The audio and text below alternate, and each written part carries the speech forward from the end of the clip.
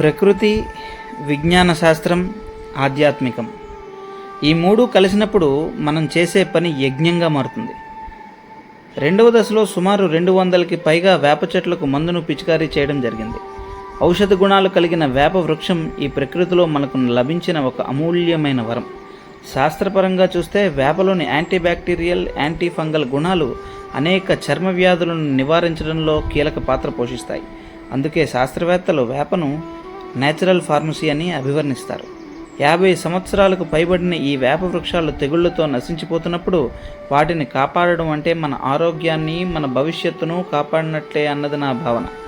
ఎండలో చెమటోడ్చి చేసిన ఈ పని బాధ్యత అనుకున్నాం కాబట్టి కష్టం అనిపించలేదు. ఈ 2 దశలలో రుషికొండ నుంచి భీమిలి, తగరపువలస పరిసర ప్రాంతాల లోపు ఉన్న సుమారు 400 వేప వృక్షాలకు మందును పిచికారీ చేయగలిగాం. ప్రతి చెట్టు కేవలం ఒక మొక్క కాదు, అది జీవం, అది ఔషధం, అది దైవం. మన పురాణాలలో వేపను దేవతా స్వరూపంగా భావించారు. ఇంటి ముందర వేప చెట్టు అంటే అది ఆరోగ్యానికి, ఆధ్యాత్మిక శాంతికి సంకేతంగా భావించేవారు. ఇది మన విశ్వాసం వెనుక ఉన్న ఒక శాస్త్రీయ సత్యం.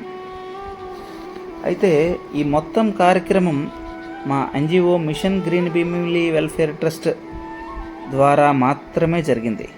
ముఖ్యంగా డ్రోన్ ఆపరేటర్స్ కుర్రాళ్ళు బాగా సపోర్ట్ చేశారు. వారికి మరియు చంద్రం గారికి ప్రత్యేక ధన్యవాదాలు తెలుపుతూ మీ Aditya, mission green Bheemili welfare trust, Bheemunipatnam.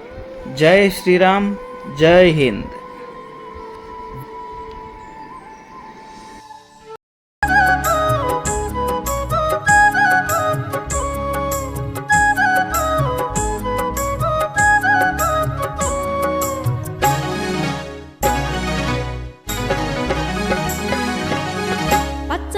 చెట్టును నీలురా,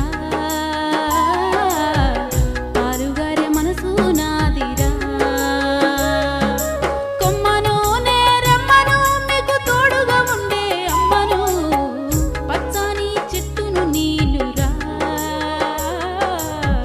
పాలుగారే మనసు నాదిరా.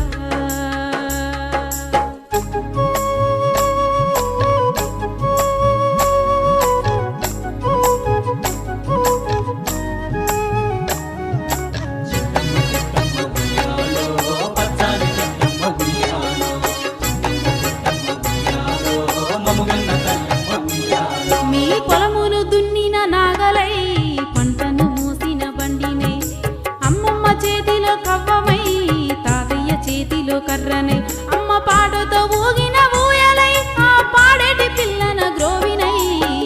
పచ్చని చెట్టును నీలురా,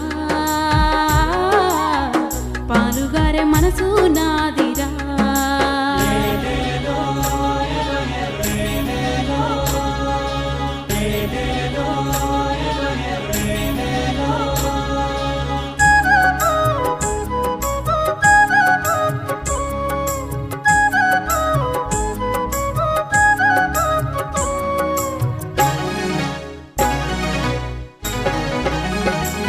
నింగి మబ్బుల్ని వానగా మలిచినం, చేరు చిలకల్ని నీళ్లతో తడిపినం, చెడ్డ గాలి పీల్చి మంచి విడిచినం, మీకు ప్రాణవాయువుల్ని పోసినం, మీకు కనివిందు చేసిన పువ్వు